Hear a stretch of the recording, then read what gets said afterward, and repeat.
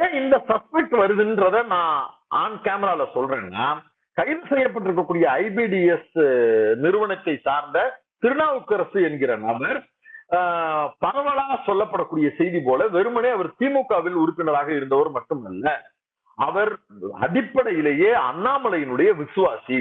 இதற்கு முன்பாக மாணவர் போராட்டத்தில் இருக்கும்போது லோயலா காலேஜ்ல படிக்கக்கூடிய எல்லாரும் ஒரு ப்ரொக்ரெசிவ் தாட் வரும்போது அங்க இயல்பாவே ஒரு ப்ரொக்ரெசிவான ஒரு மைண்ட் செட்ல யங்ஸ்டர்ஸ் கிட்ட சபால்டன் ஸ்டடிஸ் விஷயங்கள் மாதிரி, அதுவும் ஜேர்னலிசம், மீடியா கம்யூனிகேஷன் இப்படி எல்லாம் படிக்கும் போது அந்த வகுப்புகள் எல்லாம் எடுக்கிறதுக்கு சமூகத்தில் மக்களிடம் வேலை பார்க்கக்கூடிய மக்களுக்காக உழைக்கக்கூடிய நபர்களை தான் வந்து வகுப்பு எடுக்க அலோவ் பண்ணுவாங்க.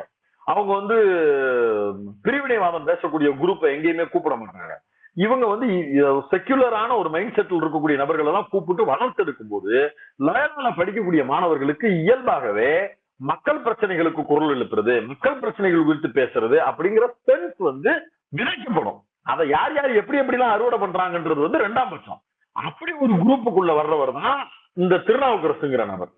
அதன் மூலமா கிடைக்கக்கூடிய அறிமுகத்தின் அடிப்படையில காலேஜ்ல படிக்கும் போதே திமுகல ஒரு பொறுப்புல மாணவர் அணியை கிரியேட் பண்ணி அதுக்குள்ள ஒரு பொறுப்பை உள்ள போறாரு. மாணவர் என்ன ஒட்டுமொத்த திமுக மாணவர் அணியை கிரியேட் பண்ணலாம். அவர் இருந்த பகுதியில அவர் ஒரு அணியை ஃபார்ம் பண்ணி ரெடி பண்றாரு. கொஞ்சம் வளர்ந்ததற்கு பிறகு கலைஞர் பேர்ல தனியா ஒரு அமைப்பு ஒண்ணு தொடங்கி அதை வந்து ரன் பண்ணிக்கிட்டு இருக்கிறாரு.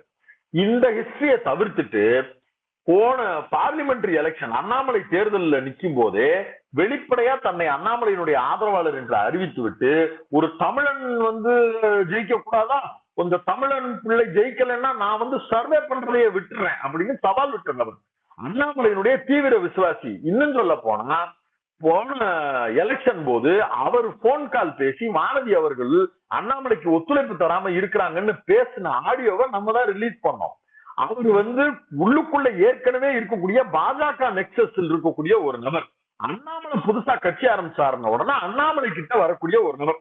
இதுதானே உங்களுக்கு எனக்கும் தெரிஞ்ச செய்தி, இது ஊருக்கே தெரிகிற செய்தி. இதுல ஒரு அல்டிமேட்டான ட்விஸ்ட் இருக்கு. இவர் இவங்களுக்கு மட்டும் நெருக்கமான நபர் கிடையாது.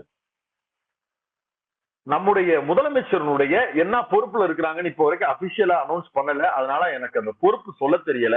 முதலமைச்சருடைய பர்சனல் தனி செயலாளரா உதவி செயலாளரா என்னன்னு எனக்கு தெரியல.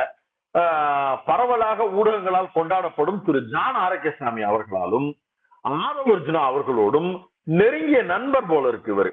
இவரே கொடுத்த வாக்குமூல வீடியோ இருக்கு, நான் உங்களுக்கு அனுப்புறேன், நீங்க அதை பிளே பண்ணுங்க.